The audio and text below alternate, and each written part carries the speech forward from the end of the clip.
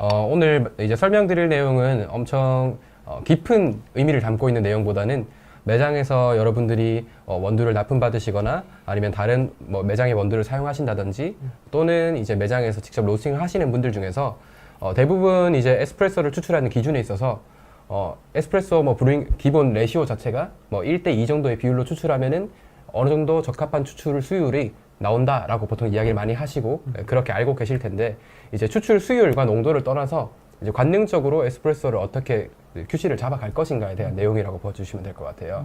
네. 그래서 먼저 매장에서 이제 커피 추출을 할 때 세팅의 순서를 정해서 저는 보통 하는 편인데, 첫 번째로 하는 과정은 커핑 과정이고요. 두 번째는 이제 추출 세팅을 통해서 타겟 포인트로 조절하는 방식을 사용을 하고 있습니다. 이제 커핑에 대해서 간단하게 설명을 해드릴 건데, 제가 제일 중요하게 생각하는 거는 블렌딩도 커핑을 해야 된다라는 거고요. 블렌딩을 커핑을 하는 이유는 뭐냐면, 커핑이라는 과정 자체가 일단 QC에 있어서 가장 긍정적인 요소가 뭐냐면 변수가 적은 추출 방법이라는 점이 가장 좋은 방식이거든요. 왜냐면 에스프레소 같은 경우는 압력이 달라질 수도 있고 아니면 중간에 온도가 변화가 될 수도 있고 다양한 변수들에 노출되는 환경이 많지만, 상대적으로 커핑 같은 경우는 정말 물, 분쇄도 그리고 물의 온도 정도를 제외하고는 크게 변하지 않는 추출의 변수가 많이 없는 거죠. 그러다 보니까 일관적인 평가를 할 때 가장 많이 사용되는 방식이고, 일관적으로 맛을 볼 수 있다 보니까 조금만 변해도 충분히 뭔가 달라진 점을 빠르게 확인할 수 있는 방식이기 때문에 보통 커핑으로 진행을 하고요. 커핑을 하면서 블렌딩 커핑을 할 때 파악해야 되는 두 가지 중점 사항에 대해서 말씀을 드리자면은, 제일 중요한 거는 커머셜인지 스페셜티인지를 먼저 파악을 하고 나서 커핑을 해야 되고, 로스팅 포인트가 낮은 커피인지 높은 커피인지를 파악하고 나서 이제 커핑을 진행을 하게 됩니다.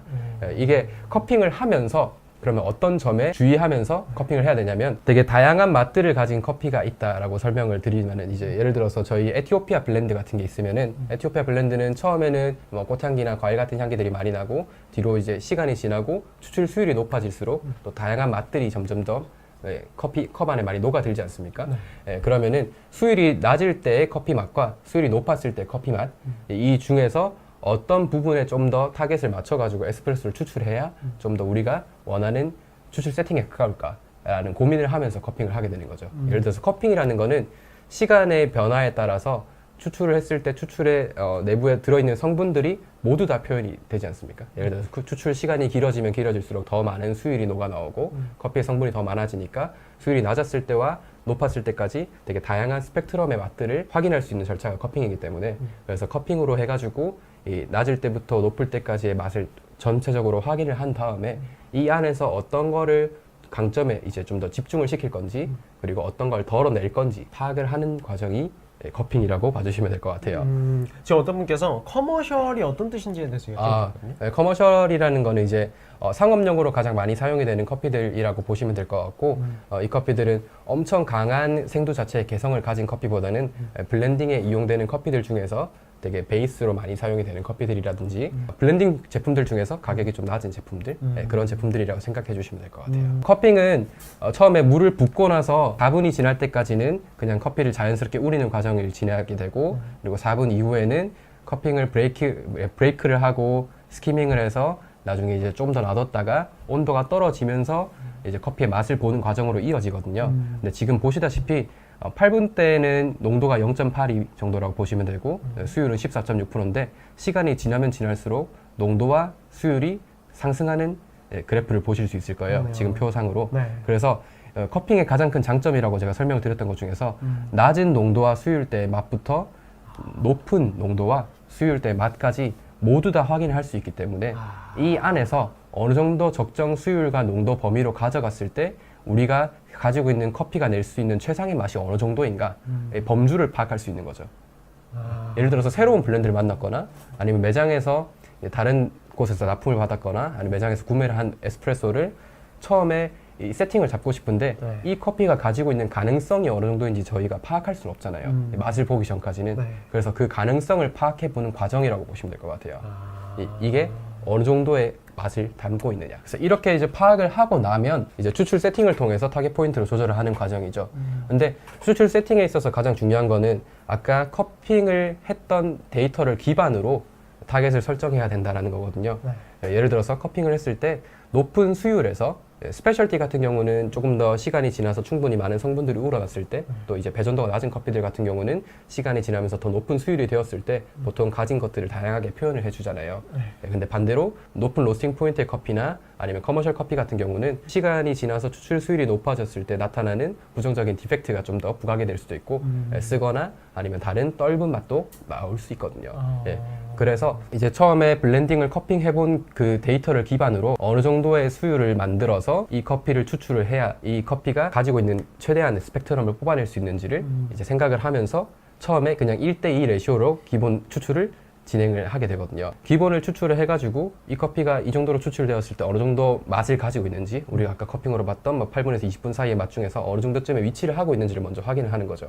근데 이게 같은 레시오로 추출을 하더라도 이제 추출 환경에 따라서 당연히 다 달라질 수밖에 없잖아요. 예를 들어서 저희가 뭐 원두양 대 이제 추출 비율을 어떻게 썼는지도 달라질 수 있지만은 뭐 추출의 온도나 아니면 머신의 뭐 환경이라든지 물이 다를 수도 있을 거고, 뭐 온도나 압력이 또 차이가 있을 수 있으니까 기본 추출로 먼저 진행을 한 다음에 그 다음에 다른 변수들을 어떻게 조정할 건지를 고민을 하면서 방향성에 맞춰간다고 보시면 될 것 같아요. 커핑할 때 커피가 가지고 있는 캐릭터를 경험하는 것과 에스프레소는 조금 또 다른 부분이 있잖아요. 네, 분명히 있죠. 이런 부분은 비슷한 부분을 좀 어떻게 찾아가야 될까요? 보통 저는 어떻게 딱 생각을 하냐면은 명확한 캐릭터가 있는 컵 같은 경우는 에스프레소로 추출해도 그 캐릭터가 그대로 이어진다라고 생각을 하거든요. 커핑의 캐릭터가. 네, 커핑의 캐릭터가. 그렇기 때문에 가장 탑노트가 되는 컵을 먼저 찾아요.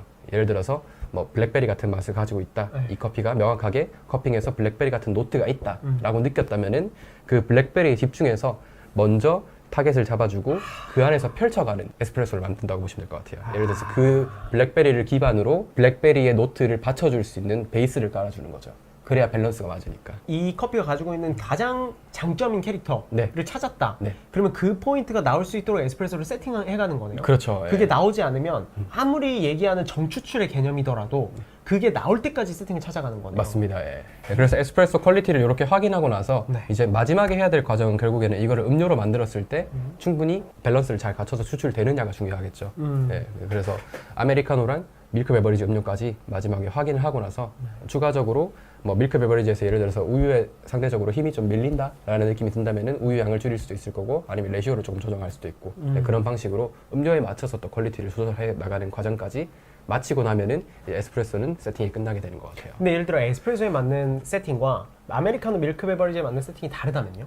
그러면은 다르게 잡아주시면 제일 좋죠. 아예 다르게. 아예 다르게 네. 두 근데- 개를 따로따로 쓸 수 있도록. 네. 뭐 보통은 근데 그런 경우가 되게 많긴 하죠. 왜냐면은 뭐 에스프레소로 마셨을 때 괜찮은데 라떼로 마셨더니 우유에 너무 힘이 떨어져서 밀려버린다라는 경우가 많을 수 있으니까 네, 그럴 때는 레시오를 좀 조절해서 쓰거나 아니면 수율을 더 높여서. 근데 브루잉 센서리도 사실 커핑과 큰 차이는 없어요. 네. 예, 결국에는 오늘 딱 하나 강조하고 싶은 거는 커핑을 통해서 이 커피가 가지고 있는 가능성, 그리고 설계했던 사람의 기획 의도를 파악하는 것, 그리고 그 의도에 맞춰서 추출하는 과정에서 어떻게 그걸 잡아 나갈 건지, 이게 제가 오늘 전달드리고 싶은 내용인 거거든요. 그래서 브루잉 센서리도 결국에는 처음에는 커핑을 하는데 이 커핑을 진행을 하면서 어느 정도 수율과 농도 포인트에서 추출이 되었을 때 가장 이 커피가 가진 개성을 잘 표현할 수 있는지를 먼저 커핑을 통해서 확인을 해보는 거죠. 예, 그러고 나서 예를 들어서 엄청 높은 수율에서 이 커피가 긍정적이었다, 또는 오히려 조금 높은 농도와 낮은 수율에서 더 긍정적일 수도 있을 것 같다라는 판단을 먼저 하고 나서 예, 이제 추출로 접근을 시켜가는 거죠. 예. 예를 들어서 이 커피가 뭐 높은 수율이 나와야 되는 커피라고 생각이 들면은 온도를 충분히 높여가는 과정이 필요할 거고, 그리고 분쇄도 어느 정도 가늘게 잡아줘야 될 거고, 예, 그리고 추출 비율도 상대적으로 높여가면서 예, 추출을 하면은 수율을 더 높일 수 있으니까. 예, 예를 들어서 무산소 발효 컵이랑 일반적인 내추럴이나 워시드 프로세스 컵 같은 경우에서 차이가 어떤 차이가 느껴지냐면, 저는 무산소 발효 컵 같은 경우는 특징적인 뉘앙스가 굉장히 강한 컵들이 많잖아요. 자극적이고. 예, 그런 컵들이 많은데 그런 컵들을 수율을 높여서 추출해줬을 때 상대적으로 그런 자극적인 톤들이 좀 낮춰지는 느낌을 많이 받거든요.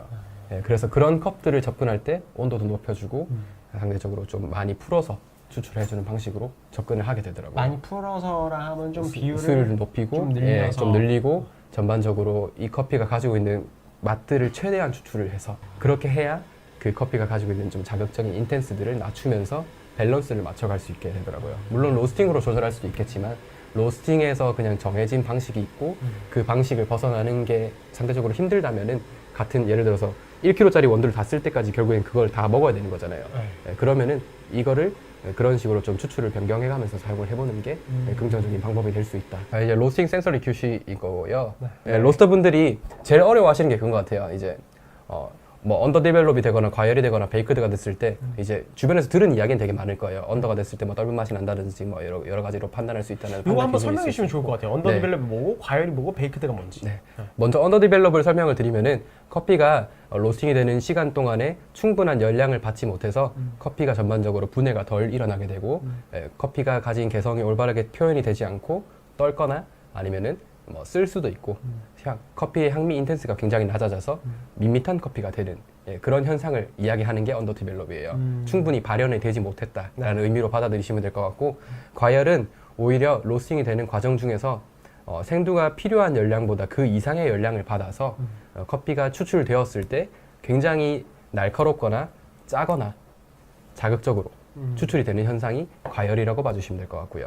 베이크드라는 현상은 로스팅이 되는 과정에서 너무 많은 성분의 손실이 일어나거나 아니면은 로스팅 타임이 너무 길었거나 아니면 또 다양한 변수들로 인해 가지고 커피가 가지고 있는 성분이 너무 많이 적어져서 커피가 유기산의 느낌보다는 조금 더 구운 느낌으로 구운 빵이나 다양한 좀 그런 드라이 디스틸레이션 계열의 커피 향미들이 나타나는 그런 특징을 가진 로스팅 스타일이라고 보시면 될 것 같아요. 로스팅 QC를 할 때 언더를 그냥 판단하는 기준은 제일 대표적으로 수렴성의 떫은 맛인 것 같아요. 마셨을 때 되게 마르거나 떫은 느낌이 되게 강하게 남을 때 그럴 때 이제 로스팅을 잘못했다라고 판단을 하고 언더 디벨롭이라고 판단을 할 수 있을 것 같고요. 과열 같은 경우는 굉장히 자극적인 강도의 맛들이 나오고 산미 자체가 굉장히 날카롭게 나오면서 전반적으로 커피가 짜게 느껴지는 컵들이 되게 많거든요. 그래서 과열이 되었을 때는 필요한 이상의 뭔가 빠른 분해가 일어나는 컵들은 빠르게 분해가 일어나고 분해가 이루어지지 못하는 성분들은 분해가 이루어지지 못해서 그 두 가지의 맛들을 동시에 가지고 있는 거죠. 그래서 인텐스는 굉장히 강한데 자극적이고 날카로운 컵들이 나오게 되고요. 베이크들은 반대로 가지고 있는 성분을 너무 많이 잃어버린 거예요. 그래서 처음에 이제 유기산 반응으로 인해서 나타나는 꽃이나 허브, 과일 같은 느낌들은 거의 없는 상태의 커피, 그리고 그 뒤에 나오는 슈가 브라우닝 계열의 맛들, 이제 단맛들만 주로 나오고 이제 구운 빵 같은 느낌들이 대부분 다 나게 되고 커피 자체가 굉장히 밋밋하게 되고 좀 쓴맛이 나게 되는. 캐릭터를 잃어버리는. 그렇죠. 캐릭터를 잃게 되는 그런 기준으로 보통은 이 세 가지를 판단하게 되는 것 같아요. 과열에 대해서는 고려를 많이 안 하시는 것 같아요.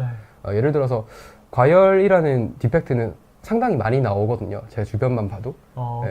이게 디펙트라고 하기도 애매하긴 한데 어떻게 보면은 캐릭터를 더 표현하는 방식 중에 하나일 수도 있긴 하지만 실제로 커피를 마셔봤을 때 짜거나 자극적인 커피들을 자주 만나게 되거든요.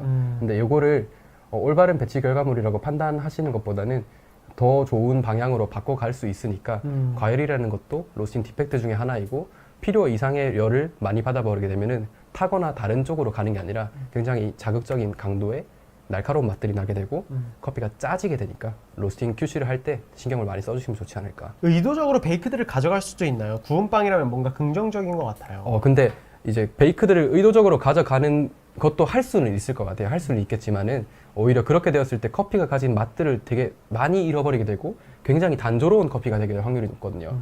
단조로운 커피가 된다는 거는 그냥 커피를 추출했는데 그냥 커피 향을 제외한 아무런 맛도 나지 않는다고 생각하시면 될 것 같아요. 굉장히 심심한 상태가 되겠죠. 보리차 같은 그런 커피가 나올 텐데 그게 진짜 긍정적이게 느껴지실진 잘 모르겠어요. 그래서 뭐 필요하다면 스타일이 될 수는 있겠지만은 원하시는 방향성은 분명히 아니실 거다라고 말씀드리고 싶어요. 이제 생두를 선택하는 방법? 매장에서 어떤 목적을 가지고 손님들한테 판매를 할 건지가 제일 중요한 것 같아요. 예를 들어서 저희는 싱글을 선택할 때 어떤 기준으로 주로 선택을 많이 하냐면 일반적인 소비자분들이 이 커피를 마셨을 때 부담 없이 받아들일 수 있는지의 기준에 먼저 기준점을 두거든요. 요거는 매장에서 어떤 거에 중점을 두고 소비자한테 어떤 커피를 판매하고 싶은지에 따라서 기준을 다르게 두시면 제일 좋을 것 같고 블렌딩 같은 경우도 블렌딩도 아까 제일 처음에 설명을 드렸던 거는 블렌딩의 목적성에 대한 설명을 되게 많이 드렸잖아요. 뭐 이 샵에서 어떤 목적성을 가지고 이 블렌딩을 구성을 했는지에 대해서 고민을 많이 해봐야 된다라는 얘기를 했듯이 블렌딩은 저는 제일 중요한 게 그냥 목적성이거든요. 예를 들어서 고소한 커피를 만들고 싶은 건지 아니면 진짜 유기산이 빵빵 터지고 되게 복합성이 좋은 그런 커피를 만들고 싶은 건지에 따라서 예를 들어서 고소한 커피를 만들고 싶고 단맛이 되게 좋고 일반적인 사람들이 마셔도 되게 편하게 마실 수 있는 데일리 커피를 만들고 싶다라고 하면은 최대한 단맛이 좋고 산미의 뉘앙스는 되게 좀 어두운 말린 과일의 계열이나 호불호를 거의 느끼지 않는 정도의 낮은 톤의 산미를 가진 커피들을 찾아서 블렌딩을 만들 것 같고 반대로 조금 더 개성을 강조하고 싶은 아프리카 계열의 커피를 많이 넣었으면 좋겠는 커피다라고 하면은 일부러 조금 더 탑노트를 정해서 그 개성을 가장 강조해 줄 수 있는 커피를 먼저 찾고 그 안에서 그 개성이 강한 커피를 받쳐줄 수 있는 베이스를 찾아가는 과정. 이런 방식으로 생두를 선택하고 생두를 선택할 때 제일 중요한 건 결국에는 호불호를 가장 타지 않는 맛은 단맛이거든요. 단맛 그리고 클린컵. 정확히는 커피에서 단맛이 나는 건 아니지만 단향이 올바르게 표현될 수 있는 커피들을 잘 찾아서 구성을 하면은 누구나 좀 편하게 즐길 수 있는 커피가 될 수 있으니까 그런 점들에 대부분 다 주력을 해주시고 주안점을 많이 두시는 것 If 같아요. everything I dreamt of it was true, I'd take your blessings with your heart.